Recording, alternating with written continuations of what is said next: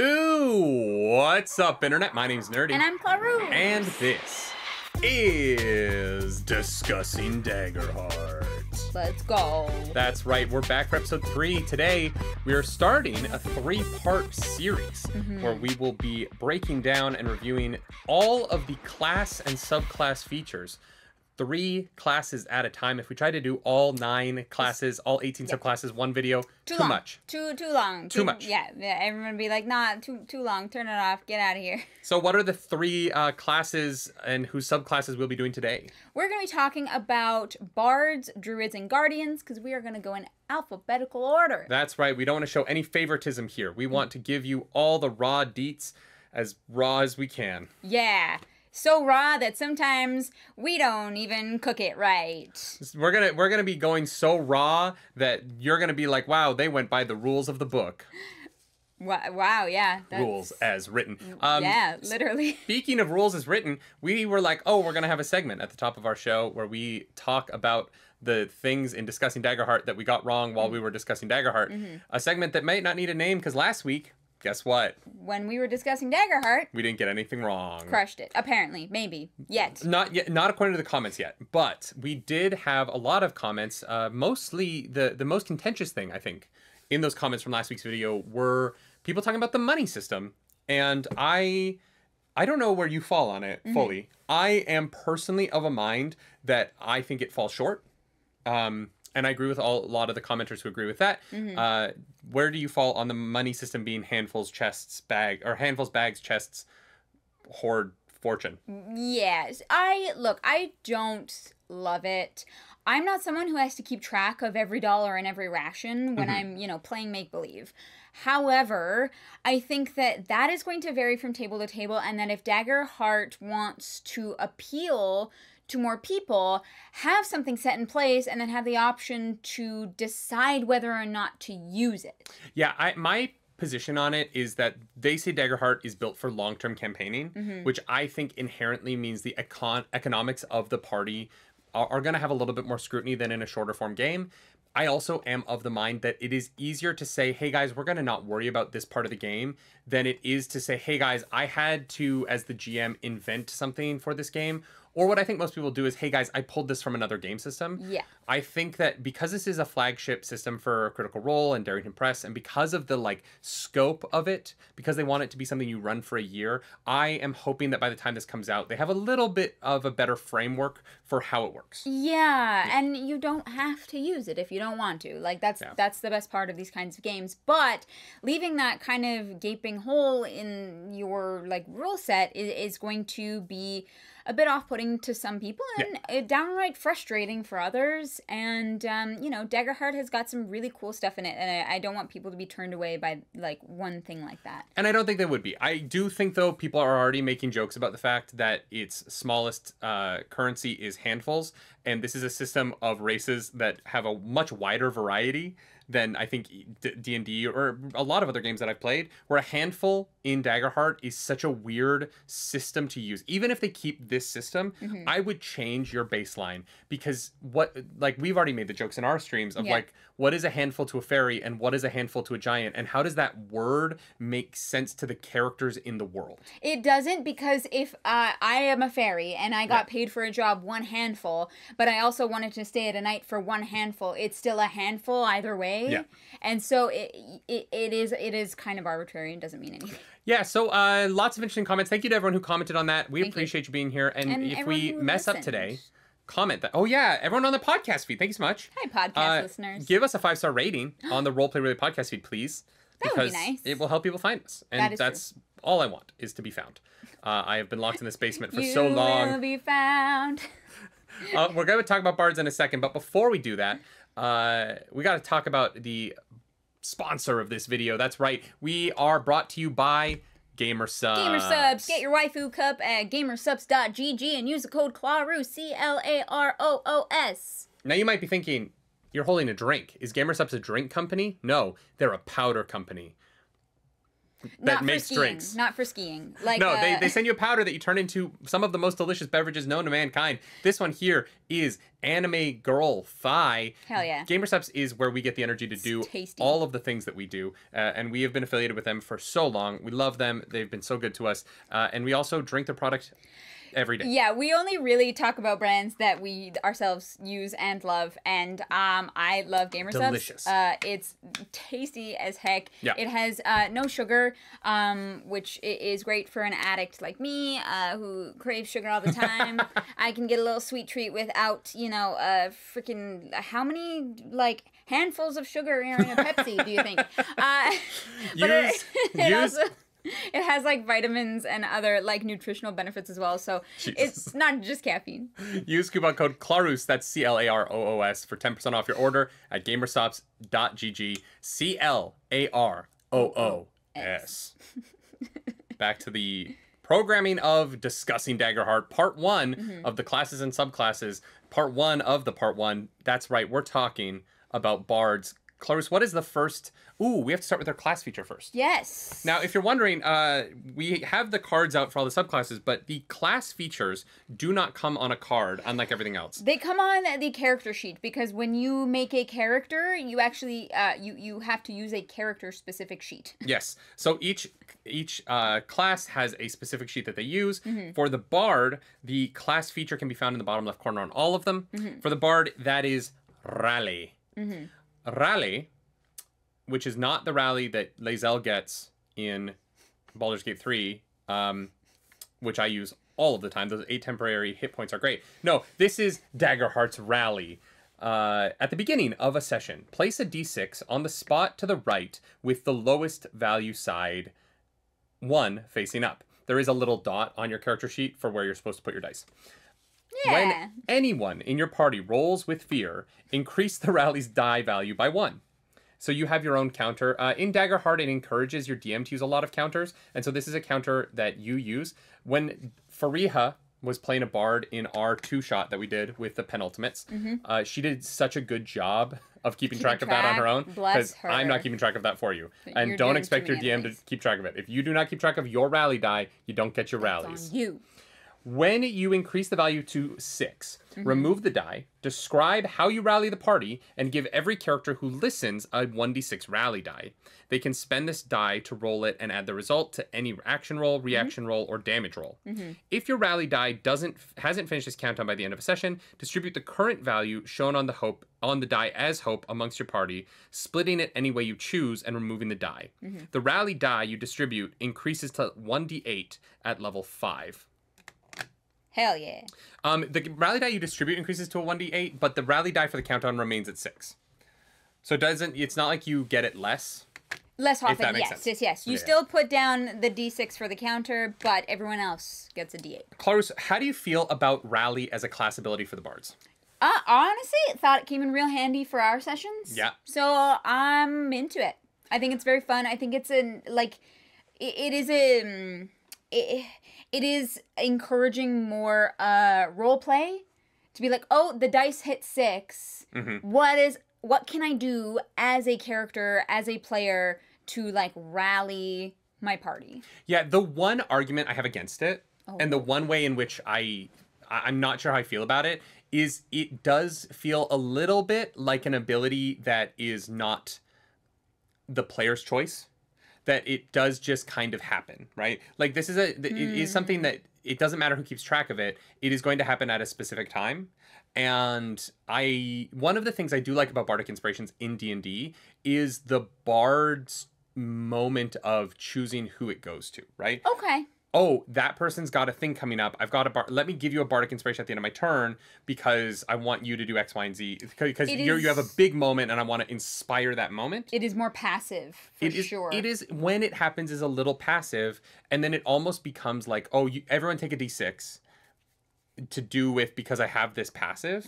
And granted, a lot of games have passives. So it's not a negative. Just different. It is just interesting that it is... Bless you. Something the bard, it just kind of happens if the bard is paying attention.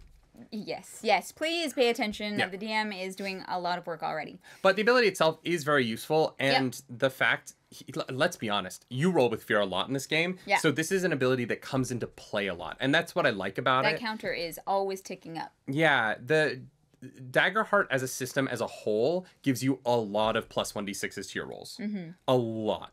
Partially because every time you help someone, they add a plus d6 to the roll, right? And so there's a lot of this in the game, and it is another way for everyone to get it. It does kind of remove the, like, I can only help one person at a time, because a song should inspire a group. You know, it's hard to sing a song to one person. Although Ken will try on the beach. Jolene. That's very I love specific. that I went to the Barbie movie and you went to Dolly Parton, our Lord Dolly and Savior. Parton. I mean, it's probably in the ether because Beyonce released that song this week. Oh, yes. Yeah. It's definitely why it was in my brain. I Her haven't heard version? it yet, but You haven't heard? good? Oh, No. listen. There are some vocal acrobatics in that song that make you go, oh. I love it. You love to hear it. But yeah, I think the rally is a good ability. I think that for some bards, it's going to be a little bit like, oh, yeah, I got the thing. And I wonder how you... it's going to be up to the bard to make it a little bit more interesting for them, rather than Yeah. it just being a passive that kind of automatically goes out to the group. Yeah, for sure. If you choose to play a bard, You have two options. You have two options. What's option number one? Option number one is Troubadour, Troubadour! and your spellcasting ability is Presence for this. Presence! Which it doesn't seem that important because it's Presence for the other one as well. So, Well, but you just need to know that. yeah, this is just for you to know. It's just for you to know. information. When you select this foundation, describe a unique instrument you carry and add it to your inventory. You may perform each song once per long rest. So you get three options. So you get so it's basically an ability that gives you 3 different abilities per long rest. Yes, That's and pretty you great. can pick whatever is most relevant to the party at the time. So, option number one, when you play a relaxing song during a moment of calm, you and any close allies heal 1 hit point. Option number Correct. 2, when you play an epic song during a battle, make a target temporarily vulnerable, Great. which means you get advantage, and that's nice. Yeah, vulnerable just means that the target is in a state of discombobulation that Ah. allows you to get a plus d6 to your roll. There's a lot of add a plus d6 to your roll. Because it's advantage, right? When you option number 3 is when you play a heartbreaking song at any time, you and any close allies take a hope. Aww. From a Sweet. heartbreaking song? Yep.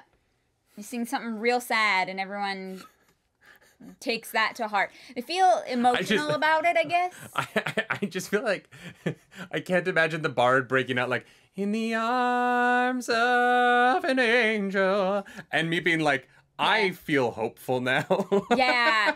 If I was like sitting around the campfire and someone whipped out a guitar and started playing Concrete Angel, I think I would just cry and go to bed depressed. You know what I mean? Like, so heartbreaking. I don't know. Maybe just like an emotional song. Mm-hmm. But apparently heartbreak makes you hopeful. You know what? Teach their own.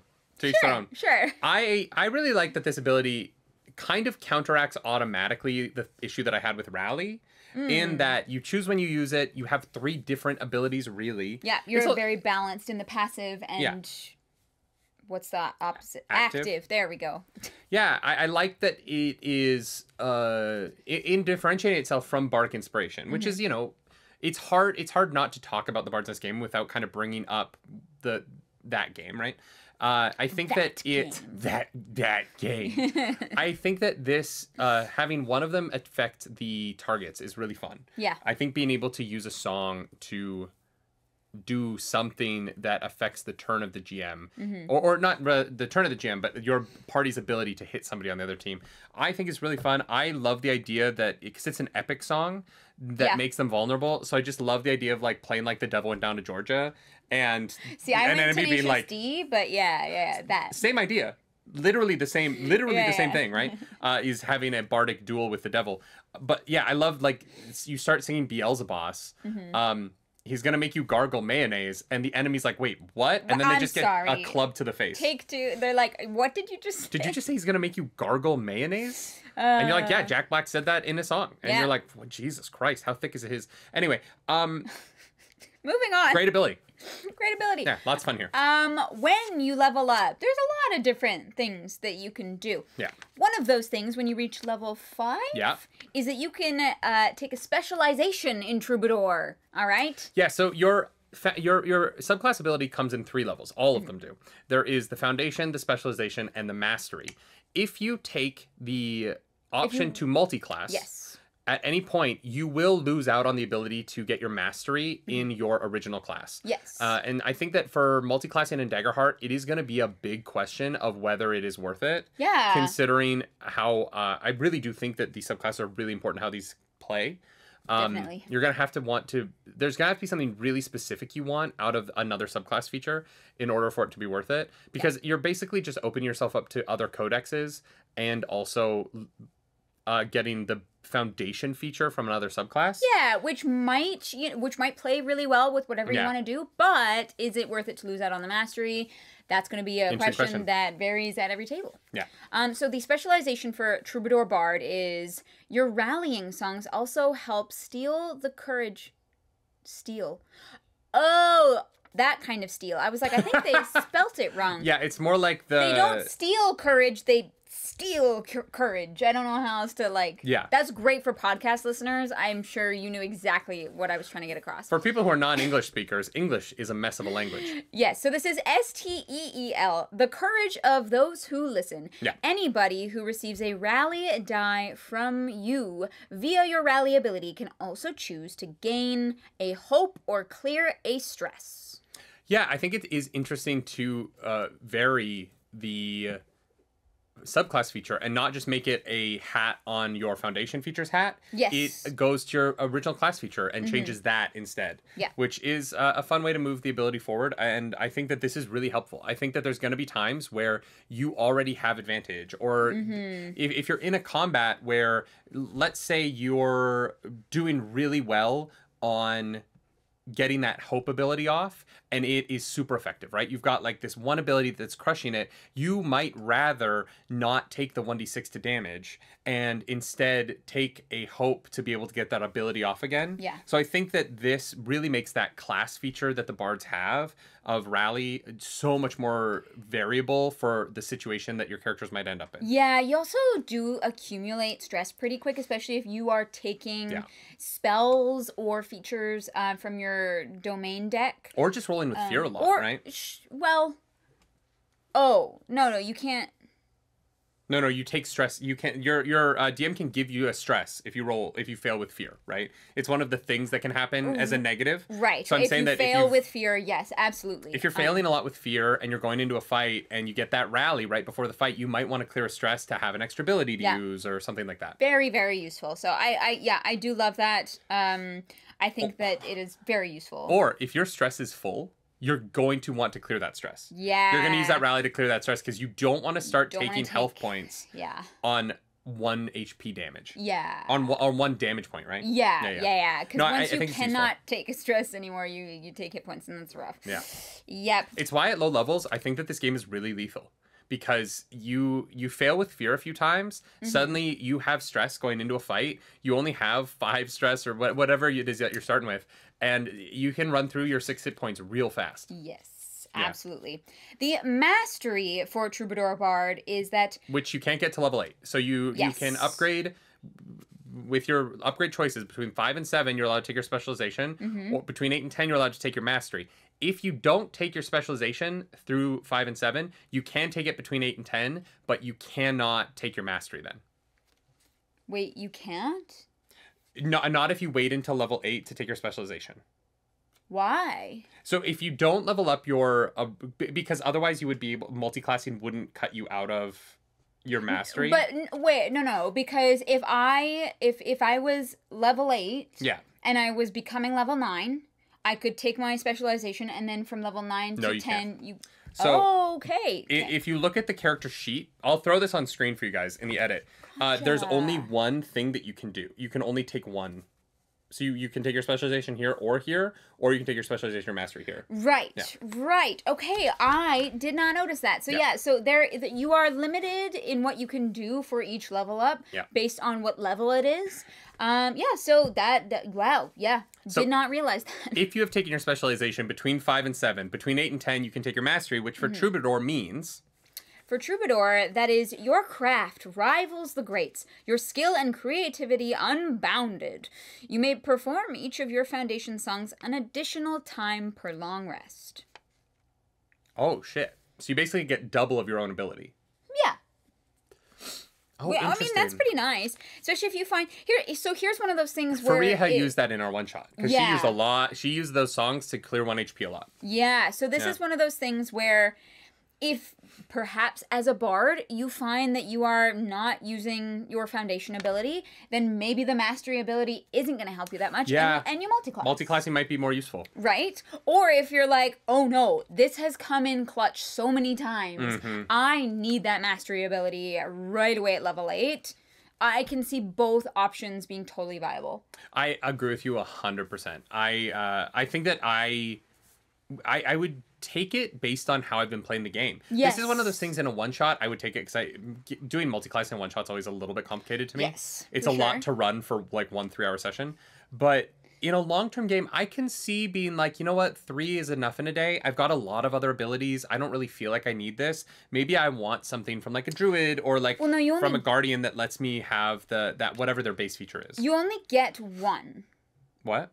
Oh, you may perform each song once per long rest. Oh, yeah, Yeah, no, yeah. you're right. So, you this can have this takes you 6. from 3 songs to 6. That's pretty badass. It's a great ability. I can't see myself ever not wanting to take it personally, but Well, but you might find that you're squishy and like there's a guardian thing that you're like, oh, if I take This would that, help me if so I much. multi-class, depending on how your Getting party rid is of my squish, balanced. Yeah, no, I definitely think that's going to be circumstantial for sure. yeah, Bard Troubadour, it's funny because it's one of the ones that we've actually played with at level 2 and at level 10. And so we kind of know how it plays a little bit more than some of the other ones we're going to talk about today. And I like it a lot. I think that Yeah. there's a lot of variety here. I think that there are, having an ability that you can proc 6 times per long rest at level 8 feels pretty good to Pretty me. nice. Yeah. Probably level 9. Honestly, you're probably going to take level 8. You're probably always going to want to up your proficiency, and you're probably going to always want to up your like spellcast ability. And then at level 9, you'll take your. I watched a whole video Depends, yeah. that someone broke down like a lot of the math of the game and when you should do things. It was very fascinating. Learned a lot. I'll shout out that creator here because I thought their video had a lot of really good information in it. But I love that. mathematically, there's kind of like a right way to level up in Daggerheart, which is I feel a little bit weird about. Interesting. But- I would have thought that because of the variety of it, there would have been less of that like min-maxing feel. But yeah. The problem interesting. with the leveling up is when you have the ability to up your proficiency, Yep. you have to take it because it is. If you level up and you aren't dealing that additional damage die on every single attack that you make, so many of these skills scale with proficiency. And so True. it is the difference between 4d6 and 5d6, which is kind of huge in Which a way could be that 1 hit point or 6. Well, not hit points, but like 1 or 6. Yeah. yeah, 3 extra songs per day might not be as mathematically useful as that. Sure. Yeah. Especially because there's already so many ways to get advantage in Daggerheart that like giving people vulnerable, there's so many other things that might already be doing that. Whereas there isn't a lot that's going to give you that isn't going to up your proficiency on everything that your proficiency goes up in. Interesting. Now, Huh. Okay. let's get into Bard subclass number 2. I get to read these, don't I? Because you did the last 3. Go for it. This is the wordsmith. Notice how I'm not singing, because this is more of the storyteller, or teller, you could say, if you watch our Dragonlance game. Every Saturdays at 1 p.m. Eastern Standard Time on the Nerdy Nightly channel. It's getting good. We actually fought a dragon dragon. Wordsmith Foundation. The spellcast is presence. Is there any class where your spellcast is different based on your subclass? Because I'm surprised this isn't just on the character sheets. Yeah. If it's not. You get the ability Heart of a Poet, which I believe you keep under your floorboard in your kitchen. It's a good book.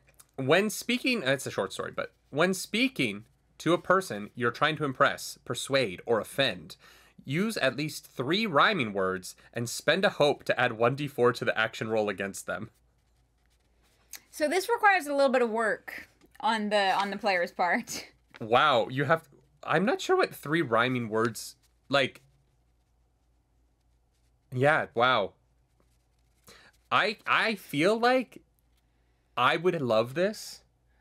I can see this being anxiety inducing for players and being like, oh, I'm not playing a wordsmith. I don't want to try and rhyme live at the table. Yep. Yeah. Or even like with your friends. Like if you're like not a person who is maybe artistically or like even like linguistically inclined, like I think you might be like, oh, I don't know, like that I would be nervous to take. I would also be like, what if I can't come up with anything? Do I not get my ability? Like yeah.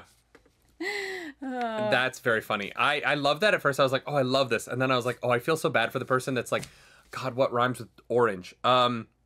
Your mother looks like a door hinge. 1d4. Yeah, sure. Yeah, I love that there's like a real world thing that you have to do, and also you have to spend a hope. I wonder if you could just like cruel. You could just like keep a Dr. Seuss book at the table. You know what I mean? Like, I do not like green eggs and ham. I do not like them, Sam I am. You're like 1 fish, 2 fish, red fish, blue fish.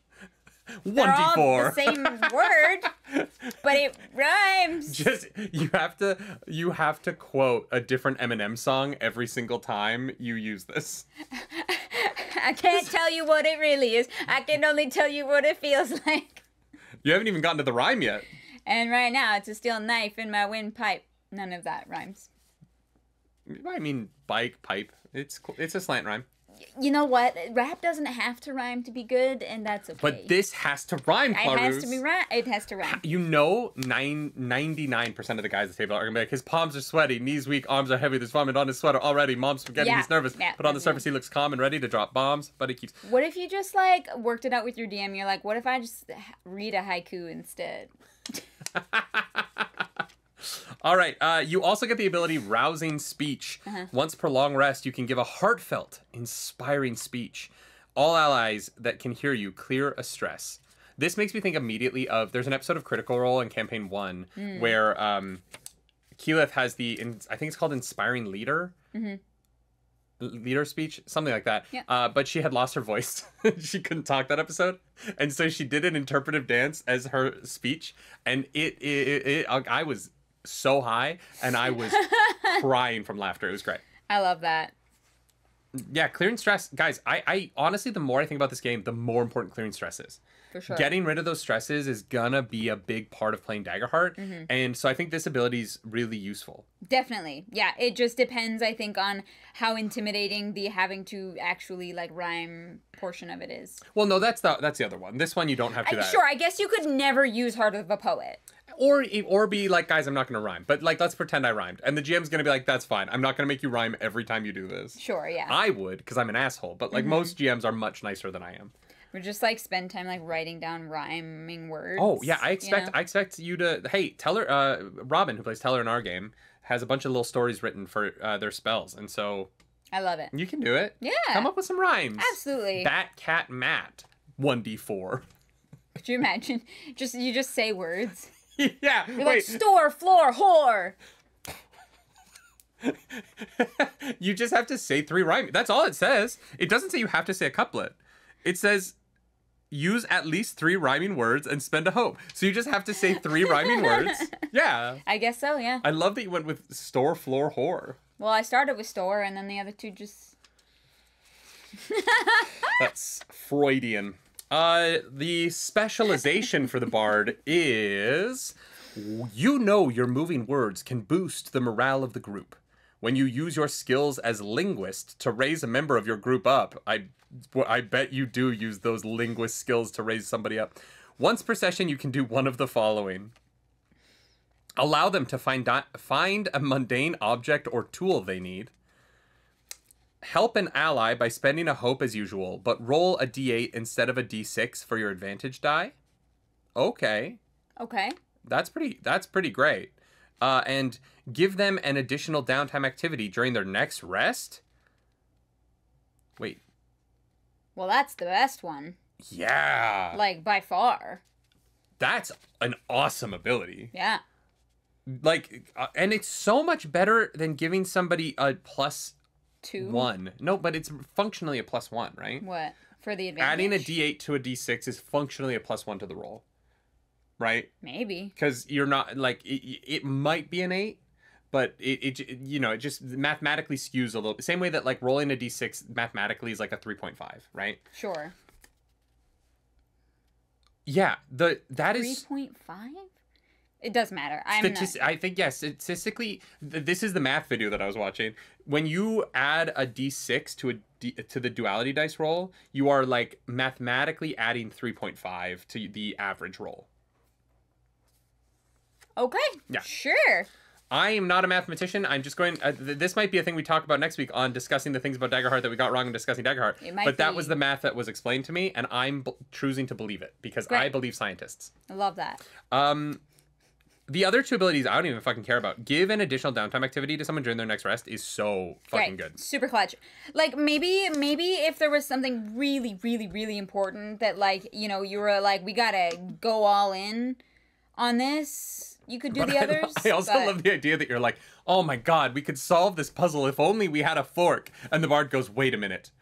Once upon a time, in a land not so different from our own. Jeez. And then the fighter's like, oh, hey, guys, look, that story inspired me to find this fork. Yeah. Oh, I actually, I had to use this. I met a mermaid the other day, and she gave it to me. It was weird. Anyways, I have a fork. This reminds me of the nomad ability. That's like, you have a bag that has a bunch of shit in it. Yep. And so, like, when you need something small, it's probably in that bag. Yep.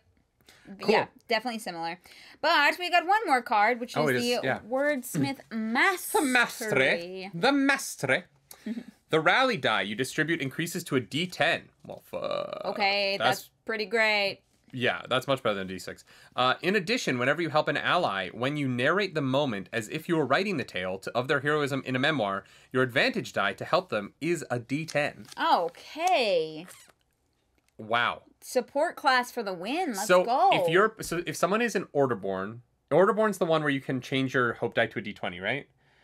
They are rolling a D20 with hope and a D12 with fear, plus a D10. So you're rolling out of like a 40 at that point. I mean, yeah. Big dice. Big number, go burr. One of those things where it's like, if there is a moment, you know, that if there's something that everything hinges on, if there is like a out of this world, like we must succeed, otherwise everybody dies kind of moment, you got something in your back pocket for it. That, to me, is a real mastery ability. Every single time you help someone, which Daggerheart really, because of how much hope you get, Daggerheart really incentivizes you to use the help action. But not that it's not an action in this game, but that's the language I'm used to. It encourages helping because there's hope as a cost for helping is such a minimal cost. Oh, for sure. Yeah. That it just mechanically makes sense for this bard to constantly be using hope to help because you're going to get it back. Yeah. And a D10 is a big addition to a roll. Yeah. Yeah. It's one of those like things that's like kind of silly in like Baldur's Gate and D&D. If you enter a room and there's that like perception check that pops up, it's like if you're in Baldur's Gate, you're like, well, there's something here, otherwise that wouldn't happen, right? Let me go to camping, get a different companion who so didn't that fail. They don't have to fail it. And then in D&D, it's like kind of one of those things where it's you know, I would like to inspect the body, see if there's anything important on it. Well, I rolled a 2. Like, some DMs won't let other players then do the same action because it's like, well, no, somebody already did it. But in a game... Which is the way that I roll. I'm like, you guys, you don't all individually get to roll. Or if there's a reason for someone else to try it, the DC is higher for the second person than it was for the first. For sure. Yeah. But, like, for a game that is role-play based, and you are supposed to be working together as a group functionally, like, you know, everybody would, like, take a look through. It's like, I can't find my keys. All right, well, good luck with that. No, suddenly it's like, okay, well, I'm going to check where you check to make sure that they're not there, or, like, where I'm going to look over here while you look over there. Yeah. There are things like that I think are just, that just make more sense if you are playing the game as a group. Yeah, and my thing for how I handle the help action in this game is that if you are helping someone, they roll their duality dice and you roll your hope advantage. so that both of the people involved in the action are getting to roll. And I think that for the players, it's a little bit more fun to be like, oh, I'm going to help them. I'm giving you a +3. I think that mechanically at the table, that just brings everybody into the fact that they're helping a little bit more than being like, roll a d6 along with your duality dice, and then that person does everything. As a GM, I found it just integrated the help between the players a little bit stronger from a play perspective, and it feels just more collaborative. People like rolling dice, and so the more people are rolling dice at the table, especially people who play a lot of these games, are more likely to be people who enjoy that as a physical action. I don't know. I think that the help action is great here. Getting a D10 is such a boost over D6. In a way that a D8 is a little bit of one, right? So it is a mastery ability, and it isn't a like once per rest. It's every single time you help. D10. Yeah, this feels like you do have to explain it though. Yeah, you do have to narrate it as if you are writing the tale of their heroism in a memoir, which is so specific. I think you can work with your GM to finesse that for you specifically. All right, we did bards. Clarus, what's next? Well, we're going to talk about druids, which means you need to pull up a druid character sheet. Oh my god. Because we need to talk about their class ability before we can actually really dive into what you get in addition to that. We want to start at level 1. The druids actually have 2 class features at level 1. What? Yeah, the first is Wild Touch. You can perform harmless, subtle effects that involve nature at will. Example, causing a flower to rapidly grow, summon a slight gust of wind, or start a campfire, etc. So basically this is there's an equivalent in D&D called Druidcraft. This is essentially druid crafting. Sure. Okay. Yeah. It's cute. It's more for role play. It's not something. The amount that you're allowed to druid craft is not enough to functionally break a puzzle or a monster. Yeah. I'm telling you right now, that isn't how it works. Just in case you want to ask your DM, we already told you first. Can I druid craft so many flowers in their mouth that they suffocate and die? No. No. The second thing that they get, the useful one, is beast form. When you mark a stress you can mark a stress. It just says mark a stress. I can't read. I am dyslexic. Mark a stress to transform into a magical creature in the beast form list, equal to your level or lower. You lose the use of your features, equipment, and domain cards, but gain the features, attack trait, and armor score of the creature. You can drop out of this form at any time. Yeah, I think that this one is fun because it is sort of unlimited at level 1. Yeah. As long as you're able to clear your stresses. And so you have a bunch of, you just can turn into animals. And it's pretty fun. That's why you play a druid, right? Yeah. Yeah. Pretty much. So you can turn it. Although here's when I play Circle of Spores Druid, I don't actually use the wild shape, just usually for like roleplay reasons. Yeah, because you're usually in your like what's that? Symbiotic entity. Symbiotic entity form. Yeah. I mean, you can use it in different ways. I just find that it is fun to put certain limitations on a character based on like who they are as a person or their backstory, like whatever it is. But yeah, beast form is sick. One thing I don't know about the beast form, and how it is maybe different from D&D, it doesn't say anything about your health.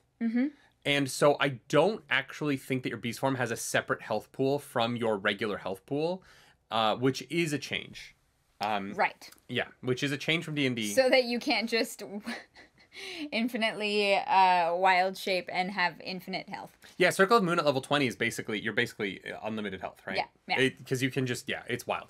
Being able to bonus action shift into anything with 150 health, Yeah, it is pretty wild. Crazy. Yeah. But it does seem, from what I can read, and maybe the comments will correct me, it does seem like when you beast shape into a mouse, that mouse has the same HP that you were playing with as your druid form. Yeah, because when we were playing, Ellen was a druid. Shalish. And she had like different beast form like sheets, different like stats and whatnot. And HP was not specified, which to me means that it is just whatever I have those here. Oh, they might be. But it's just what is on your sheet. The cool thing about beast form is that they don't have any health, but they do have a different armor score. They have different armor scores, and also they can do cool things. Like sometimes in wild shape, you're just taking whatever hits the hardest or has the most health. Yeah. Whereas this is definitely, again, geared more towards the role play of it. Well, and I want to read some of these. Yeah. Like at level 1, you can turn into a aquatic scout, which you can breathe and move naturally underwater. It had so each of these have abilities. There's a lot here. We're not going to go over all of them right now. Yeah. At level 7, you can turn into a great predator, like a saber-toothed tiger. It gives you the ability Vicious Maul. When you successfully attack a creature, you can spend a hope to make them temporarily vulnerable, giving the next person advantage on them. Mm-hmm. So there are a lot of abilities in beast form. You also, no matter Lots of what, variety. get a bonus to your evasion. So you take your base evasion score. Your level 1 beast forms get +2.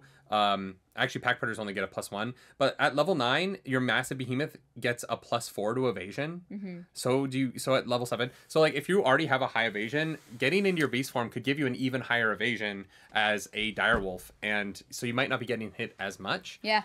Which honestly, evasion is so useful because not getting hit is so much better than taking stress when you want to be taking stress to clear to use those big powerful abilities. Yeah, absolutely. What's the first The foundation so if you become a druid, you can become a warden of the elements. And your spell casting ability is instinct. First thing you get is elemental incarnation. Mark a stress to embody an elemental spirit from the list below, lasting for up to 1 hour or until you use this ability again. This ability can be used during and overlap with beast form. Oh, cool. Okay. So you can become a fire, earth, water, or air elemental. They each do something different. So fire, when an enemy in melee range deals damage to you, they take 1d8 magical damage. Pretty cool. Earth is you get a +2 to your armor score. Great. Pretty cool. Water, you have advantage on agility rolls and can breathe underwater. Yeah. Yeah. And then air, you gain a +2 to evasion. Wow. Yeah.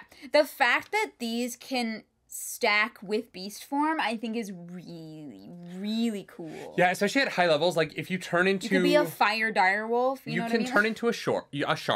Sure. Which gives you a +4 evasion in an air form that gives you +2 evasion. So you have a +6 evasion as a shark. That's pretty great. Yeah, that's awesome. I think that from a roleplay perspective, like what do your 4 forms look like, right? What are you doing? It kind of reminds me of the Circle of the Stars druid that Goblin played in Roleplay Relay 1, where she was always shifting her form to kind of change the abilities that she could use throughout the combats. Yeah, and I love that. I do love how much like roleplay opportunity is here. Yeah. If you really love to get into the nitty gritty of like describing like what your character looks like, how it feels, how it presents, that kind of stuff, I think this can be really exciting for that kind of player. Yeah, and honestly, like if you're playing a dwarf in this game where you have that sturdy ability and you want to stack that here with the earth thing that gives you a +2 to your armor score, where you're really like, hey, I am going to bring that damage. You're fighting something that you know is going to be a high damage character.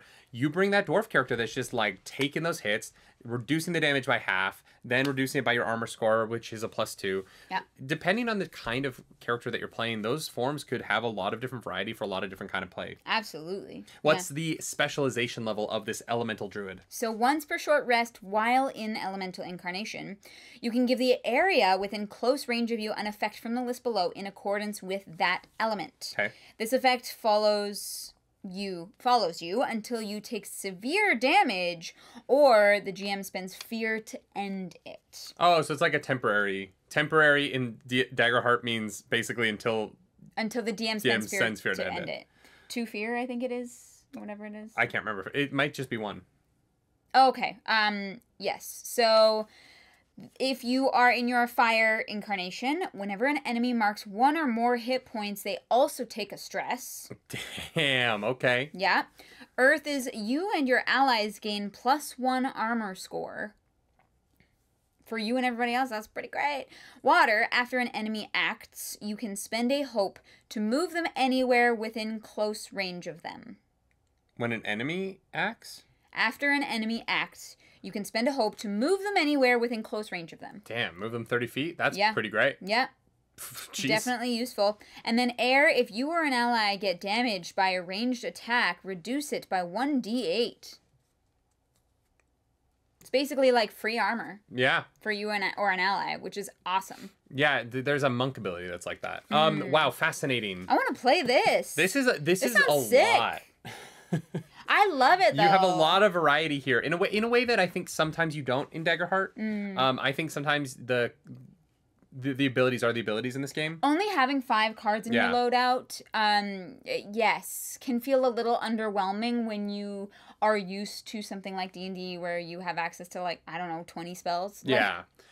And so I think that the Warden of the Elements, you have a lot of variety in what you can do, and it's so situational, right? Like there's gonna be times where like we need armor, right? And so you're like, boom, we're going Earth. I have a +2.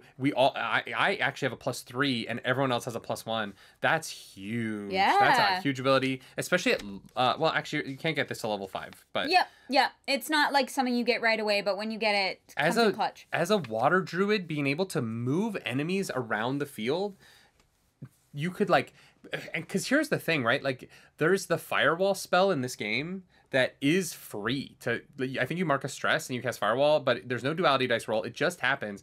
And then you can use your water ability to move someone through the firewall. So like they attack and then you move them through 30 feet through the firewall to close range. As long as the firewall is within close range of them, you could essentially just do a crap ton of damage to a character for basically free. Like 1 hope is such a small amount to spend. In the grand scheme of things, absolutely. But also, it seems a little broken. Because you Moving people? Yeah, like if... Not really, because if you move someone within close range of them, they can still get to you. No, because there's no save. Kind of free. It's just a hope, right? Yeah. Say you're fighting on a cliff. Uh-huh. Gone. Okay. It's a little... to kill somebody for a hope, for 1 hope, is a little broken. If you are specifically fighting on a cliff face. Or on a ship, and you can... Every time somebody near you acts, you can throw them off of the boat for 1 hope. I mean, hey, if you're a water elemental and you're on the ocean, like, that's your fucking prime. I don't think... I think there needs to be some language that clarifies the limitations of this, because it is... If you're fighting in a volcano, and you can just, for 1 hope, throw people in lava for free with no dexterity save, or nothing... Or, sorry, agility save or anything like that, finesse save... It seems a little bit overpowered, the water one specifically. Which is interesting because I felt like the water was the most underpowered in the original Foundation. I agree. Gaining advantage on agility specific rolls is fine. Yeah, it is definitely the least useful of that level. Yeah. But yeah, this just seems... I'm not gonna lie. It's, as a GM, my ears go, no. We need to set some framework on what you can do with this, because it is too low a cost for what the potential damage that you could do with it is. So how would you balance it then? Would you say that you can only move them to a place that it has solid ground? Yeah, because it says move them anywhere within close range of them. So why wouldn't you be able to throw them 30 feet in the air and have them take fall damage? Right? I think that it has to... I think that there has to be a limiting factor on this, that all it can do is move them. It cannot move them through or over or on or in anything that would inherently put them in physical danger. Well, then what's the point of it? To get them away. But you can't get them away, because the thing is, you move for free within close range on your turn, so it then would be essentially a useless ability. I know, it's such a low mechanical cost for something that you could instant kill often in an epic fantasy story. Okay, proposition, you have to move with them. Since you are like water. You have to, like, actually push them. They don't get a save on it, but you have to... It's not really better, right? Because then... Well, then you can't really push them off a cliff, because you'll go off a cliff. But this stacks with your beast forms. So you would essentially be a water eagle that could murder on cliffs. It doesn't mitigate the problem I have with it, which is that it is too easy to commit murder in volcanoes, mountains, oceans, places where fights often happen in epic fantasy games. Right. I don't know. I don't know how you solve it. I think that it is just too strong for how much it costs. I think that you could Like attempt to move them. add a finesse check, Sure. right? And or say like that the water that you are putting out that moves them has to connect to something, so you can't throw them 30 feet in the air, and you can't throw them into lava, and you can't throw them off a cliff, because where is your water source that is moving them in that situation, right? You can move them to the edge of the cliff because the water that you're like wrangling their feet with shoves them to the edge of the cliff. Because I'd be fine with you getting to the edge of the cliff and then as an action shoving them off, right? As a GM. I'm just saying that you can't move them 20 feet into the air, because where is the water of your source doing I that? assume it's like a wave, like... No, but that's my point. Like, what is that wave connected to? And that's where I think it just needs to be limited a little bit. So the wave would have to be connected to whatever the ground To the ground, is. yeah. I would say that you can move them to another place in the ground, which means that you could run them through a firewall. I'm fine with you running them through a firewall and then dropping them off on the ground in the middle of the firewall. I'm fine with that. I'm just you cannot drop them in lava for free. For essentially, it's one hope, but for essentially free, you can't drop an enemy in lava. Especially because there's no limitation on how many times you can do this. So a cliff fight, the druid can end the cliff fight by themselves in one enemy turn by everyone is 30 feet off the cliff, 30 feet off the cliff, 30... Like, because it's not even when they hit. It's not when they act successfully. After an enemy acts, they could use an action to get from far range to close range so that they could use an action on their next turn. And you could use this ability. It doesn't even say an enemy within range of you. Anywhere on the map, you can move somebody 30 feet for free. What? This is... No, Spencer Stark, fix it. Too powerful. It's broken. It's broken as fuck. Yeah. If you're on the ground and someone 60 feet above you is shooting an arrow at you and they miss, and for free you can move them 10 feet over and they fall 60 feet and die, for one hope? Nah. Nope. Well, I'm against here's the it. thing. As a GM, I'm against it. It's too powerful. I don't, because there's nothing you can do. Here's the thing. It's only like a hope to like instigate it the first time. You can just like do these things after that. No, this one costs a hope. You have to spend a hope to move them 30 feet. Oh, you're right. Okay. I was like, oh no, you can just become that whichever element. Yeah. Yeah. Okay. It is just, if you have 4 hope, you can kill 4 people on their turn. Depending on the terrain of the battlefield. My pushback on that is that most of the time, as you're leveling up your campaign, you are fighting in more dangerous locations, because it gives the GM more ways to put the party in danger. Absolutely. It gives you so much to play with. Yeah, and it makes your party think faster, right? We, in Roleplay Relay 1, one of my favorite fights in that was the Jin fight in the Final Forge, right? Because it was so much fun to watch you all navigate the lava and have to figure out how you were hurting this the Jin and the what was that thing called? The woman, the hot succubus lady with the whip. It starts with an E. I can't remember. But so navigating them and Ifrit or something. I don't her remember. being able to fly around, it was just a great fight because of the space. But if our druid could have been like, oh, they took an action to hit me. I dunk her head in the lava for 1 hope. Yeah. I don't know. It's just too OP. The water one needs work. Sorry. It is the first thing that we've talked about where I'm like, this has to change somehow, because it can't go into the game like this, because it's fucked. Like, the more I think about it, you're fighting on a boat and you're like, I move them 30 feet down and now they're drowning. In armor, they're dead. Yeah. True. Right? Like, yeah, it's too... It doesn't mechanically have enough of a cost. There's no save to just murk. Sorry, I know I went on about this. I've just been repeating myself. But, like, I'm thinking about it. All I'm thinking is more situations where this is the most overpowered ability I've ever heard of. Yeah. No, I agree with you. I wonder if, like, they can, like, roll against it somehow. See, even that I'm fine with, right? Yeah. Like a finesse 10 check. Yeah, whatever it is. Although they don't have finesse. This is one of the problems with Daggerheart as a GM trying to figure out how to like come up with ways to talk about it. Yeah. Because because the enemies don't have the same ability scores. The players do. It's hard to like roll against abilities sometimes. Yeah. Yeah. Yeah. Gonna need some workshopping. Yeah. We'll look into it. But We do have one more card. That wasn't even the mastery level. No, No. and it's the best That ability is, in the like, whole game. The level 5 level. All right, so if you master Warden of the Elements, when you use your elemental incarnation, you further embody the spirit and gain the additional benefits below based on the element chosen. So unlike the Bard ones, where sometimes it was about the rally, sometimes it was about, other new abilities, all three of these are based on the subclass ability. Yes, they are very specifically directed towards the elements. So if you are fire, when you deal damage with an attack or spell, you are at +1 proficiency. Okay. Sick. With earth, when you should mark an armor slot, roll 1d6 on a 5 or a 6, you don't mark it. Okay, so it's the Furbolg ability. Love that. for Water, armor. when you are hit by an attack, you can take a stress to make the attacker vulnerable. Great. Pretty good. And with air, you gain +1 evasion and can fly.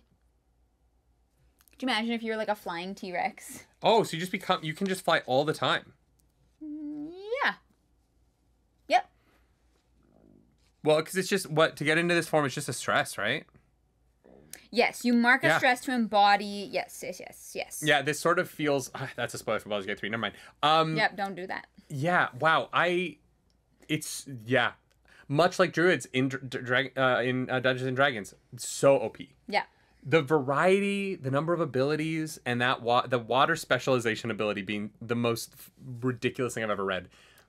This is an OP class. There's so much you can do here. Yeah, I kind of love it. I'm like, I want to play a Warden of the Elements. Like, I'm like, oh, that's going to be my next character. It's a GM's nightmare, right? Because there's so much to remember. There's so many ways in which your, different forms can impact different spells. And so it is, that's a nuisance class. Truly a nuisance. I am a nuisance. Yeah. So. Especially because it stacks. Like, the air giving you a further +1 evasion. Yep. So you get +3 total. And if you're in a beast form that has any extra evasion, that stacks. Well, all of them have extra evasion, right? Okay, cool. So I wasn't sure if obviously T-Rex is not there, but if you were a is mammoth. a +4. You get a +4 to your evasion as a mammoth. What? Yeah. Okay, well. But the largest thing that you can be that flies is the Great Winged Beast. Gives you a +3 to your evasion. Then your level 1 ability gives you +2 evasion. And then the your mastery gives you foundation, another your mastery gives you another. And if you or an ally, your specialization as an heir gives you a -D8 on ranged attacks. Yeah. So even if they do hit you, they have to hit you for big damage because you're going to be reducing that minus your armor. Because the Great Winged Beast has an armor score of 5. Gotcha. Okay. So the amount that you're able to get that down is wild. That's fun. I love that. All right, we've got a different not subclass. Will the foundation. Warden of Renewal be as powerful a subclass as the Warden of Elements? Your Druid Warden of Renewal. Spellcast, Instinct. Yes. Your foundation ability is Clarity of Nature. Once per long rest, you may create a space of natural serenity around you. After spending a few minutes resting within the space, you can clear stress equal to your instinct trait, distributed as you choose between you and your allies. Nice. Huh. Interesting. It doesn't say that this is one of your rest actions. So I think that you can use this in addition to the 2 rest actions that you get on the long rest. Yeah, that makes sense. So, yeah, especially, this is one of those cards where it's important to boost your instinct as a druid because if you can get to a +6, being able to clear 6 stress for free. It's pretty nice. Frees up your whole, say you only need to remove 4 stress between your whole party. At level 1, at level 1, it's only clearing 2 stress, though. Yeah, but even clearing 2 stress might be worth it. Yeah. Yeah. Yeah, I definitely think if you are building this kind of druid specifically, instinct is going to be your +2 because otherwise this is just less good. Yeah. Obviously, your abilities are not maybe as good overall, depending on what you pick. Most of the time, the suggested stats are pretty spot on. Yeah. I would definitely say you want to go heavy instinct for your druid build. Yeah, this is interesting. So the second ability that you get is Regeneration. touch a creature and spend 3 hope to heal 1d4 of their hit points. That kind of sucks. I'm not gonna lie, I don't really like their abilities, because the Troubadour, right, for free, can play a song once per long rest and heal all allies 1 hit point, which could be 7 people depending on the size of your party. Oof. I mean, yeah. 3 hope to heal 1d4 of their hit points. Has a chance of healing 4. Like, But that it also could has a chance be... of healing 1 for 3 hope. I know, and that's kind of the gamble of it, right? Because I look at that and I'm like, wow, 4 hit points might be someone's full HP at level 1. 6 is the minimum, right? Or, okay, Yeah. Sure, yeah. But, like, that's, that's pretty great. And then when you are, when you're, because you're resting, like, they can rest and just heal the rest of them. So it's like, it's not bad if you roll really well. Yeah. If the dice like you, this is a really good ability. Well, and if you're saving up hope for this, and then you roll a 1... Kind of feels bad, man. Feels bad, man. Yeah, I hear you. The specialization of this form. You may use any of your foundation features while in beast form. Okay. That is actually pretty great. Yeah. Well, actually, not really. It just, you can use the 1. Yeah, you can regenerate. No. No. What? That plus multi-classing. Broken. You can use any of your foundation features. Not your foundation of this. Uh-huh. Although actually, I don't think you get the foundation feature when you multi-class. I think that you get their base class feature. So maybe that doesn't work. Oh, true. Yes. No, you get their base class. So basically, you can just touch a creature and spend 3 hope, or you can, if you're long resting in your beast shape. Which you can. I guess, yeah. Is there not a time limit on beast shape? I don't believe so. Beast form, you can drop out of this form at any time. Yeah. So you can just permanently be in your forms. Yeah. Interesting. Once per long rest, you can magically repair armor outside of downtime. Okay, that's pretty nice. When you do, you or any ally in close range of you clear a number of armor slots equal to your instinct. Okay. All right. Hopefully by level 5, it's 3 or 4 at least. Yeah. Depending on how you are speccing your character. Definitely one of those things to keep in mind while you're leveling up, like what kinds of abilities you're using as a druid. I will say right now, this, other than the healing 3, the spending 3 hope to heal 1d4 of their hit points, this feels a little bit like a passive class, much like the rally ability I was talking about with the bard. Yeah. Where this doesn't really give the druid things to do, but more that their presence is just beneficial by the benefit of them being there. Yes. And so what it feels more supportive than the Warden of Elements. But not very actively supportive. You could carry a stick that has a magical ability that does that. You gotta, like, you have someone with healing ability that is definitely useful. Having someone with 100%. I'm not saying that it's not. I'm just saying that as in terms of these abilities specifically, they are, by making them not really be choices, but like this one, no, because they're both just during your long rests. They're just kind of benefits to long rest. Yeah. Whereas the Ward of the Elements has the most broken attack in the whole game. It feels a little bit like, you're gonna have to enjoy role playing being the support, which I don't think D&D players are always the best at doing. Depends, but maybe Daggerheart players will be better at doing it than D&D. The mastery ability for Warden of Renewal, your animal transformation embodies a healing guardian spirit. While you are in beast form, when an ally within close range marks 2 or more hit points, you can mark a stress to reduce the amount of hit points they mark by 1. Oh, so you can basically remove a whole... You can take a severe down to a major. Or a major down to a minor. I mean, basically. That's a great ability. I love that. Yeah. I love that it's like, oh my god, my friend might die. Yeah. I just have to spend a stress. I don't even take that that hit point. Yeah. I just take the stress to negate it a little bit. It does not completely, obviously, which I think is nice. You can't just totally, absolutely nerf any damage. Well, and it works in conjunction with the stress mechanic of the previous level, where you can clear at high levels 5 or 6 stress per night for free, right? Without getting into, this is a class where I think that you're gonna really have to play with your domain cards to give you other shit to do. Oh, Because for this doesn't really give you sure. shit to do. It just allows you to maintain your other shit better. And here's the thing, there are plenty of domain cards, so it's not Yeah. like, I feel like we've been focusing on just these cards because that's what this video is about, and that's what we intended. But if you have a bunch of passive stuff from your specialization and your mastery, that might be just fine with you because all of your domain cards are like very active, immediate, tangible things. Yeah, I just think that like interestingly, the entirety of the druid's ability is negated by the elvish class. Like if you're playing as an elf, being a druid of renewal is not functionally might be functionally not valuable to you, other than your ability to clear it off other people, I guess. But like mathematically, if you're an elf and a druid, you're mostly just clearing people's stress on long rests, right? Yeah. That's what your whole subclass comes down to. Feels a little bit light to me. And I feel like compared to the active things that the other classes, troubadours get 3 different spells that they can basically cast at level 1 for free. Yeah. And this druid can heal for 3 health, which is for 3 hope, which is a lot. Yeah. And can do during long rest do stuff.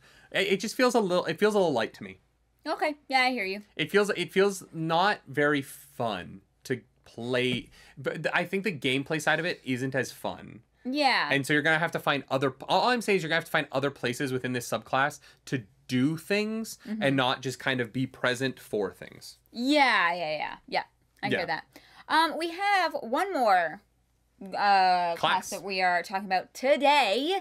Make sure you subscribe to the channel if you're like, wow, I like this video and I want to see the rest of the classes. Or the codex videos we're going to do after that, where we get into all the spells for each of the codexes. Honestly, I'm really, really stoked about that. Yeah, I'm excited as well. I'm excited to like learn about the spells. Yeah. It's gonna be fun. Yeah. If you're here, you're on the Roleplay Relay channel, so definitely subscribe over here. But if you want other nerdy shit, the Nerdy Night channel, check that out as well. We're over there doing nerd stuff. Anyways, the Guardian. The Guardian's ability is unstoppable. Once per long rest, you can become unstoppable. I'm unstoppable. Your unstoppable die begins as a d4.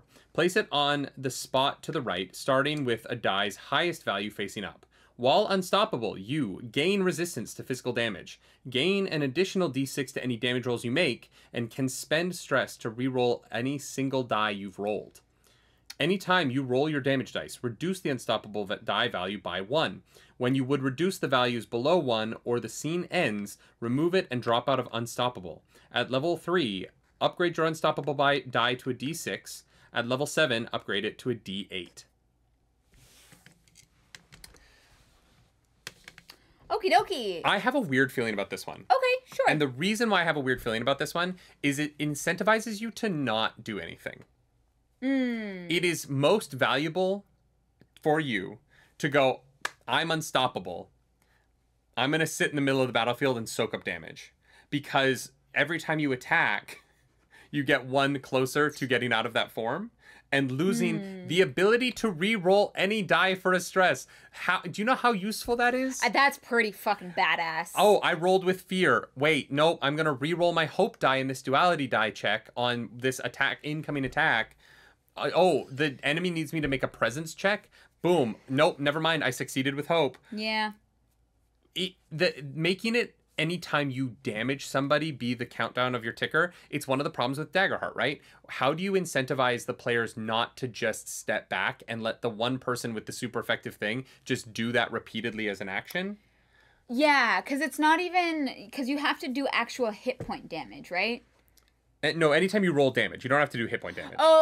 Okay. I was anytime like, you roll holy your shit. damage dice. Okay. And so it like kind of benefits you as a guardian to not be attacking. Because then so you're going to weird, lose yeah. out on this form. Yeah.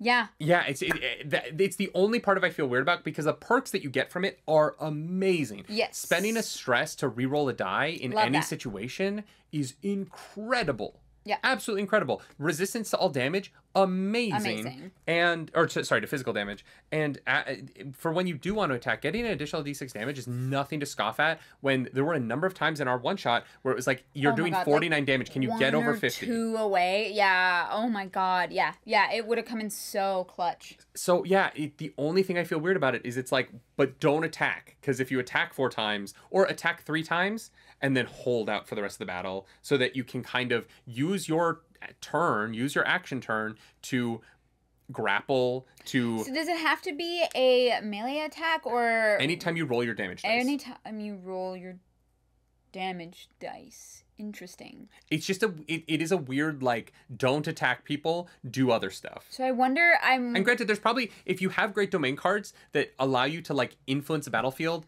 That's what I'm just thinking, is that, like, what kind of domain cards would you look for?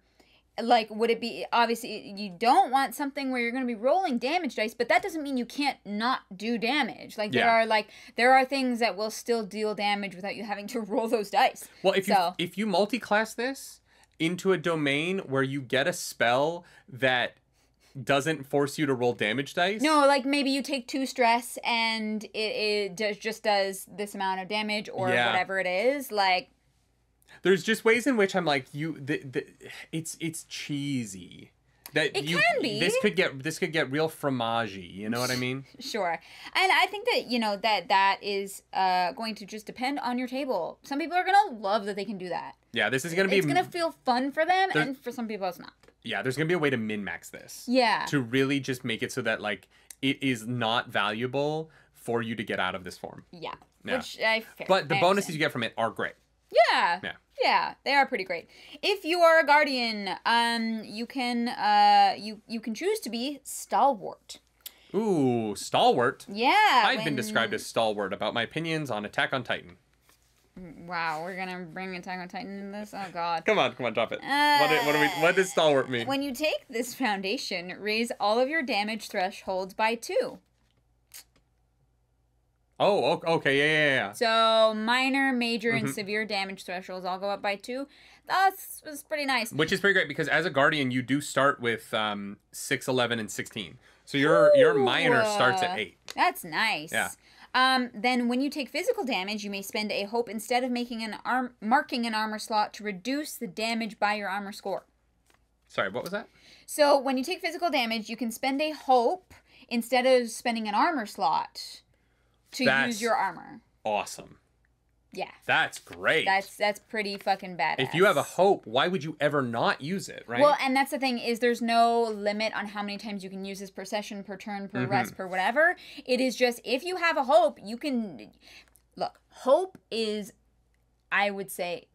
People call it a liquid currency in the game. It is very liquid. Yes. It comes and goes very, very quickly. And so... like, having a hope to spend is not going to be a rare occurrence. Yeah. You're going to be pretty tanky. Oh wait, no, you go. I'll read the other subclass. Sorry, my bad. No, you're so fine. If you are stalwart, your specialization is that when you take this specialization, raise all of your damage thresholds by +1. So they just keep going up. That's it? No. Oh, okay. I was like, that's good, but it seems a little light. No. When an ally within very close range takes damage, you can mark an armor slot to reduce the damage by your armor score. Oh, yeah. Just plop down a kite shield. Yeah, I think or tower shield or whatever. Yeah, fighter has a feature like that. That's a sick ability. Yeah, I love that. Especially because... See, these work so in concert with the foundation ability. Yeah. Because if you're using your armor slots for other people and using your hope for armor for yourself, that's a lot of damage you're gonna be tanking. Yes. You're gonna be you're gonna be soaking up damage as a guardian. That's kind of like feels like your main role. Well, and this plus a Warden of the Elements druid in her earth shape giving you +2 armor is so broken. Ooh, spicy. I love it. Like, that's a combo team that, like, I don't want to jam for. Noted. Stalwart Mastery is when you take this mastery, raise all your damage thresholds by 2. So if you take all of these, it is everything gets raised by a +5, which is pretty amazing. Yeah. Yeah, that's nice. You're bulky. You also, when an ally within close range has 2 or less available hit points and takes damage, you can immediately mark a stress to sprint to their side and take the damage instead. So within 30 feet, you can literally, like, human shield Yeah. your friends. Yeah. Like, full, like, dive in front of the bullet and take it Can I say instead. that? Or arrow or whatever it is. 2 or less available hit points and takes damage. Mm-hmm. Oh, and it's only when they are at low health. Yeah, you can't use it if they're totally fine. But it's like a last resort if your friend is about to die. Yeah. Because death in this game No can death be saves. pretty unforgiving. So yeah, you can literally throw yourself as a human shield in front of them. I think regardless of what your health is. I think the So important... if you want to like martyr yourself. Hey, you get that. You can be like, hey, I get that free crit hit. One thing I will say about this ability is it does not negate that damage based on your levels, your hit point thresholds. So if they're taking 2 HP, you're taking 2 HP. Yeah, it doesn't look like you can then, adjust your class it armor, and shield, whatever to block it. It looks like you are taking that damage. Well, actually, no, it says take the damage instead. No, I do think it does mean that. No, but I don't think you can use an armor slot to negate it. Because it doesn't say the hit points, it says the damage. No, I think you can. That's what makes it a mastery level ability, though. I mean, I guess. You take the damage instead. There's no reason why you wouldn't be able to use your armor class, and it would be against your thresholds. I'm actually taking that back. Based on a second read of this, I would say that this ability, it's a mastery level ability. You're doing this at really high levels. I guess, so it should but be great. Sprinting across a battlefield. Yeah, but you still have your armor on, right? So if my player, I would allow my player to do the math against their damage threshold. Yeah, because okay. it says you take the damage instead and not you take the hit points instead or something like that. Right. No, the way that it is worded, because it says damage, I think you're correct. But either way, it's powerful, but I don't think it's broken. Right. So I would allow it. Well, yeah, because you're still... Yeah. Just stay within close range of your allies if you are playing a Guardian. Yeah, group up. Your GM will love that. Stay nice and close. I mean, Fireball. Fireball, it's Crazy Frog? All right. Bing, bing. The final subclass we're going to be discussing today is Guardian Vengeance. The foundation ability for a Vengeance Guardian is when you take this foundation, gain an additional armor slot immediately. Sick. Yeah. When you are hit by an enemy in melee range and use your armor slot to reduce the damage, immediately do damage to them equal to your armor value? Oh, damn. So it likely won't be high enough to do a hit point. But At low levels, it will. Well, if your armor is like 6. Yeah, but if you're a 5. Guardian, you're going to be in full plate, right? Plus a shield, probably. A Guardian at level 1. Yeah, what is the... Because a full plate is plus 9, plus 2 from a shield. At level 1, you can do 11 damage with this ability. Yeah, okay, that's a hit major point wound on a lot of minor enemies. Sure, yeah. Whew. That's crazy. That's pretty spicy. God damn. It is something that it doesn't stay as strong as you level up, but at level 1, that foundation ability is great for committing murder with your body. I love that. That's so powerful. Committing murder with your body. Your Vengeance specialization is when an enemy damages an ally within melee range of you, the next successful attack you make against that enemy has +1 proficiency. Oh, okay. So you kind of get you get an additional damage die because someone took damage. Any attack you make, against that enemy gets +1 proficiency. Honestly, though, the only problem with this ability is if you are, because it has to be a person who's in melee with you. You have to be within melee of. Oh, you know what this ability is great for? What? Giants. If you're playing a giant Guardian of Vengeance, then your melee range is extended to very close range. So it would be more useful there. The problem with this ability is going to be staying within melee range of your ally. And because if you're flanking with your ally and there's an enemy between you, you're not in melee with your ally, you're in melee with the target, and the target isn't specified by the card. So this, you have to be standing literally next to somebody for this to proc. Okay. Which I don't know how often you're that close to somebody in a combat. Well, yeah, I mean, It happens. It is just like if I honestly would change this card to say very close. yeah, it is tough, right? Because like if you are the guardian in a party of a bard, a ranger, and A wizard. like a wizard or Yeah. something, yeah, you likely like you're gonna be like first foremost up at the front. So yeah, it's tough because it in a way it's similar to this, like when an ally gets hit and with less than 2 damage, you can like sprint in and take it. But yeah, if you're not in a party that is built to have anyone else within melee range, like Yeah. up close and fighting alongside you, you Well, might especially- not end up using this very often. And honestly, like even if you do have another melee partner, how often are you in melee with the melee partner, and not like how often are you flanking somebody, or how often are you like both handling a different melee side of the front line of it? Well, there's no flanking, so like because like there's like because Daggerheart isn't designed in the same way to use like maps and like miniatures, like that's not gonna matter a lot of times at the table whether or not you're like flanking or beside or behind, because That's some fair. people are just gonna play with you are close enough to hit. That's why I would change the language of this card to when you are within very close range of an ally who takes damage. Yeah. Just to give it a little bit less of like you have to be back to back with someone for this to work. Yeah, I think that's fair. Um, Last but not the least. +1 proficiency is good though. I just would give it a little bit more Absolutely. range. Yeah. Guardian, Vengeance Guardian, Mastery level.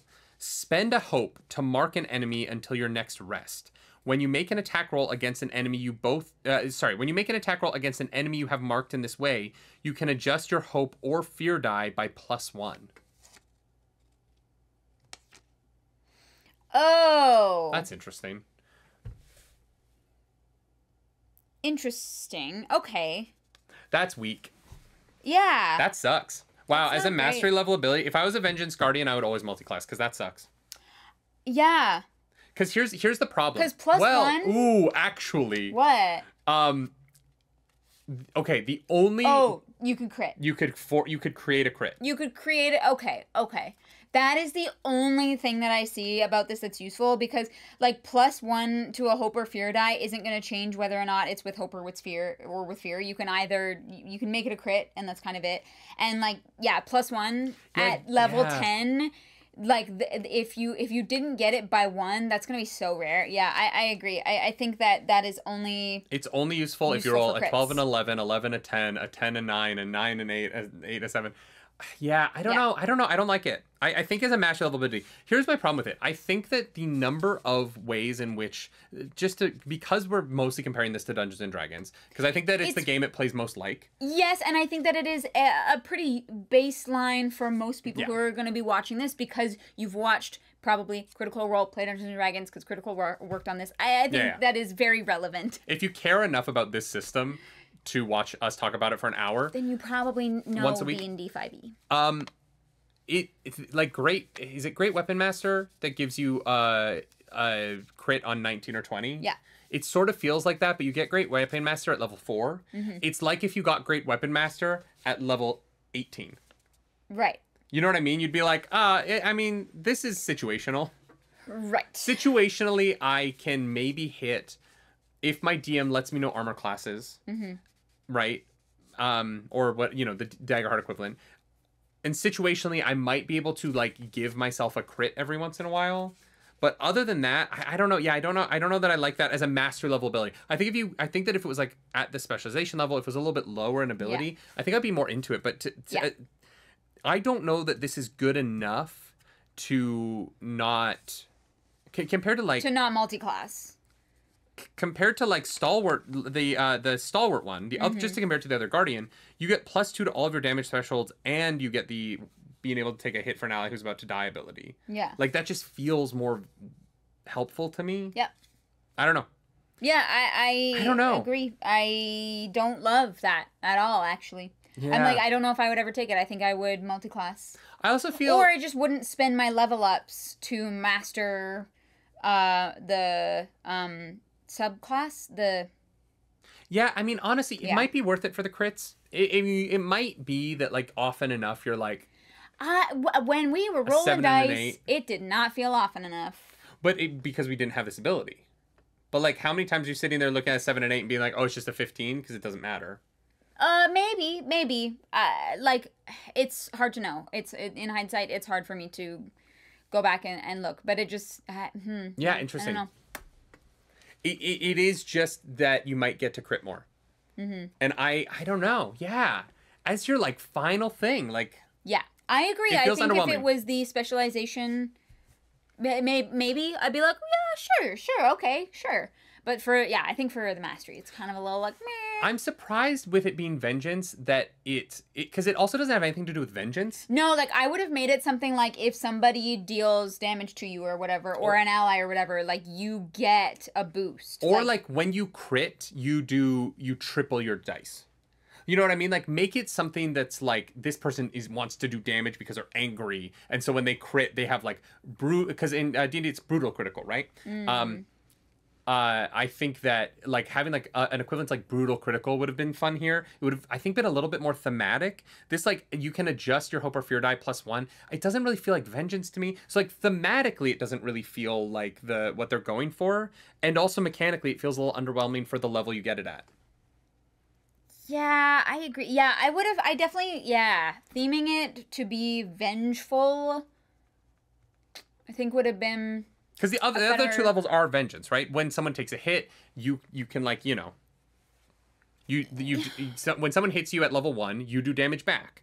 And then at your specialization, when an ally gets hit, you can then on your return hit do more damage. Yeah, this is just like you crit more. Yeah, no, I think that the mastery of, like, vengeance, bless you, that should really tie in thematically to being able to, like, fuck up somebody's shit if they hurt you or somebody that you are fighting alongside. Yeah, and it's just interesting that doesn't, because I feel like the other two abilities are really good. I think for the most part, the abilities are really good at tying into the theme of the subclass. Yeah, definitely.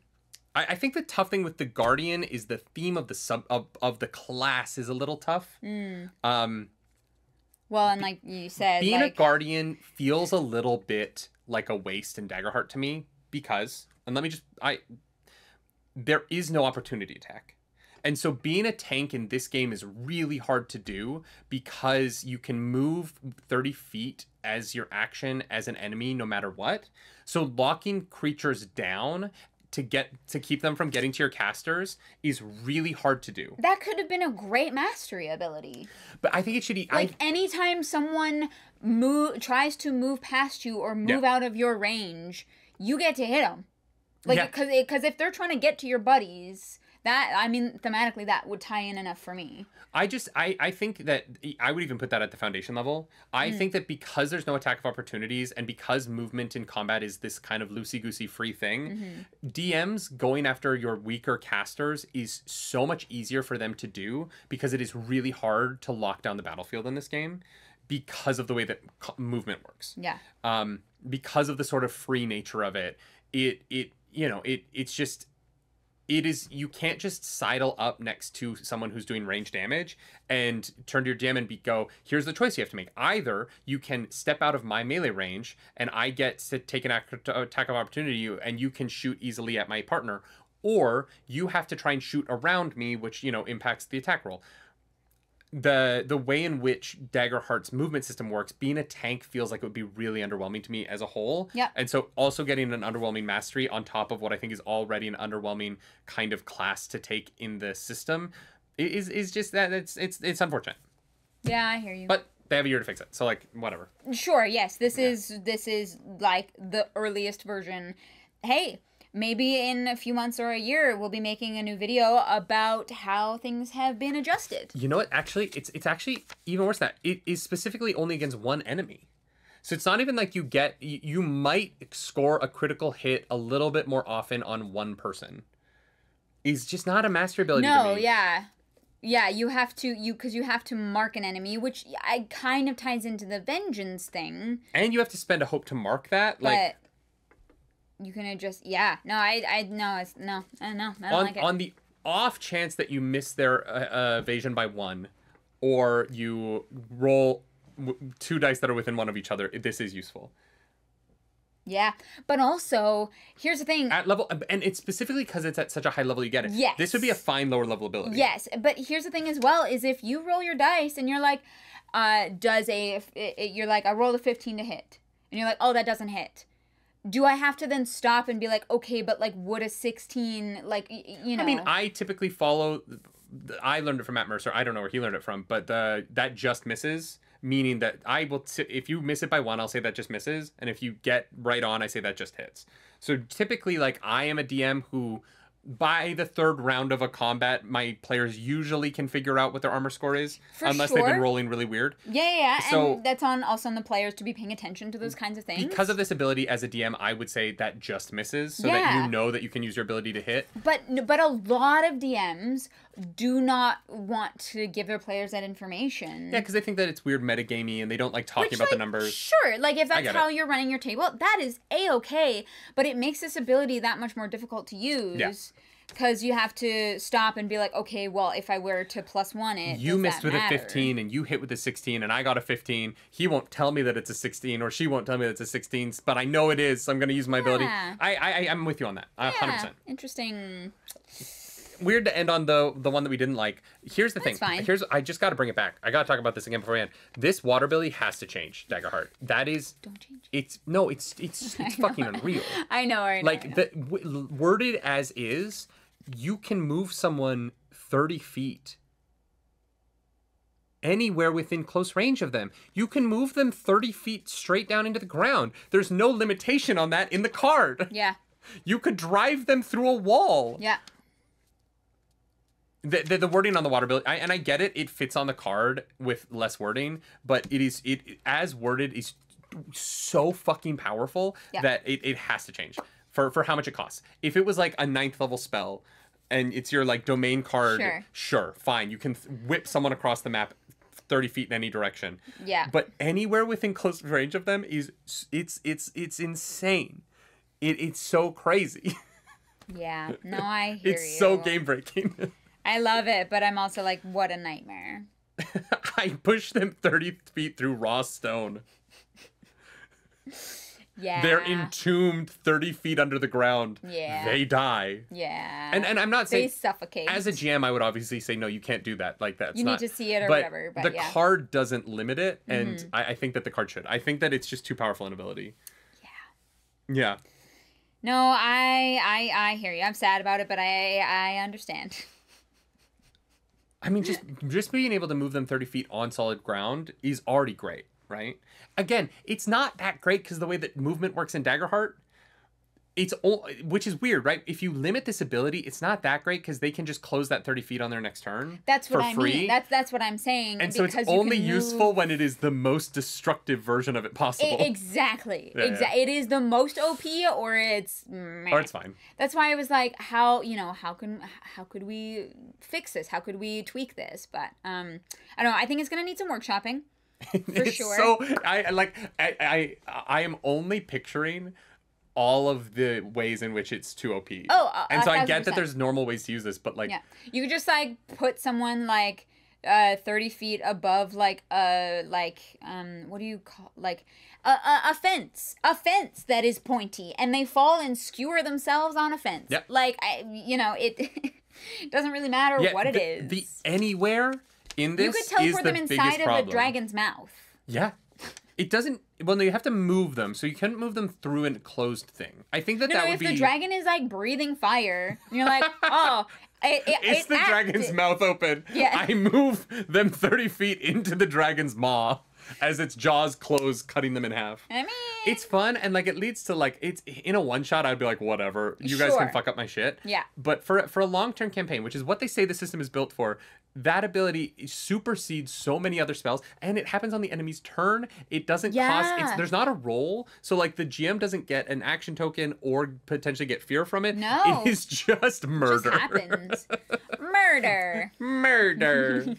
All right, that's the first 3 classes. I don't know how long this video was. No idea. That was probably long, later. but thank you so much for being here. Next week, we will be covering... Ooh, what's next in the alphabet? Yeah, I don't know.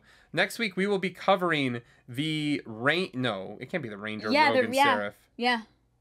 Because there's nothing in between there. Oh, yeah, Yeah. the Ranger, the Rogue, and the Seraph. It's very second half of the alphabet heavy. Yes, yeah. It's also like 2 R's, 2 W's, and yeah, 2 S's. and 2 S's, yeah. Yeah. That's weird.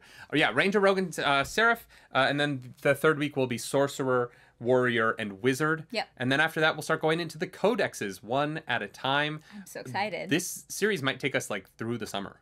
I love that for I us. thought we'd be discussing Daggerheart for a few weeks, but now it looks like we're committed. So, what up, Oopsie. Daggerheartians? Subscribe Hope you like to this. commit, unless you're afraid of commitment, in which case, subscribe to face the fear of commitment and grow as a person. I love that. Yeah. Just so you know, we are working on more Daggerheart stuff. It's going to be a minute because April, we're focusing on our Candela Obscura videos. correct. If this channel can get monetized by Candela Obscura, those Candela Obscura videos will come up on this channel. I'm so excited to bring this story to you all. We're so excited for Candela. It is going to be pre-recorded. Yeah. We've got so many cool things coming along with it. There's gonna be some cosplay. There's gonna be lots of cool photos. We have a remarkable cast. Yeah, incredible cast. We could tell people. yeah.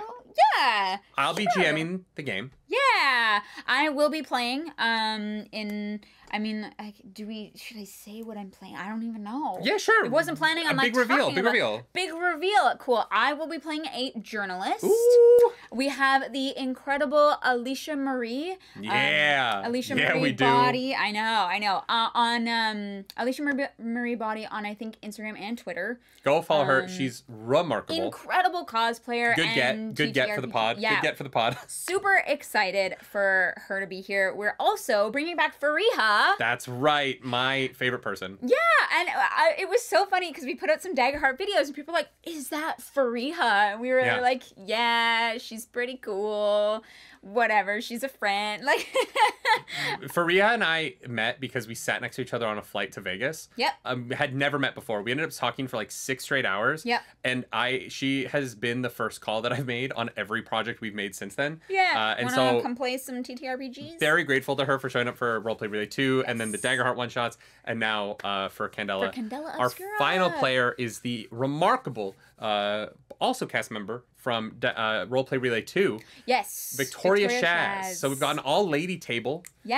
I'm going to be putting you through it in some dark eldritch horror. Candela Obscura is a show that is a continuation of Roleplay Relay 2. It was one of the goals. It won't be a story continuation, No. but it was has one of the nothing to do with goals. Santa Claus. When we passed the $8,000 mark for Cap for Kids, our charitable cause that we're doing in the holidays, they unlocked this Candela show. So we're doing it. I'm so doing it. excited. We're going to be at the tables here telling a story that all takes place around a little apartment building called the Wing Ship. I'm so excited to tell that story. Alicia, Victoria, Fariha, and Clarissa are going to be amazing players. That won't start coming out until May. Yes. Keep an eye out in May. That's why I said subscribe. Get over your fear of commitment. But then in May, we're probably filming more Daggerheart stuff that will come out late. There's gonna be stuff. There's stuff. There's stuff, guys. Yeah. Also, if you have watched all the way to the end, thanks so much. I want to ask you, we do our Dragonlance show on the Nerdy Nightly, but this feels like our TTRPG show. Do you think we should move the live streams here once this channel's monetized? Yeah. Do you think that's a good idea? Do you think it's a bad idea? Should we keep that show over there but do everything else here? You guys are the audience. You tell us, because it would help. I don't know what to do. We're It just trying to feels like figure it's it out. on a channel with a bunch of other stuff over there, and it feels like it should be here in a weird way. Yeah. But also that channel has like almost 60,000 subscribers, so like, will people see it if it's here? I don't know. Yeah, that's what we're trying to figure out. So Yeah. Also, the Crit Awards. If you want to nominate us, please do. If you don't, nominate somebody else. There are great people to nominate. That is coming out. We did some cool TTRPG stuff. Roleplay Relay 1, Roleplay Relay 2. Daggerheart, We started Dragonlance. Dragonheart, Daggerlance.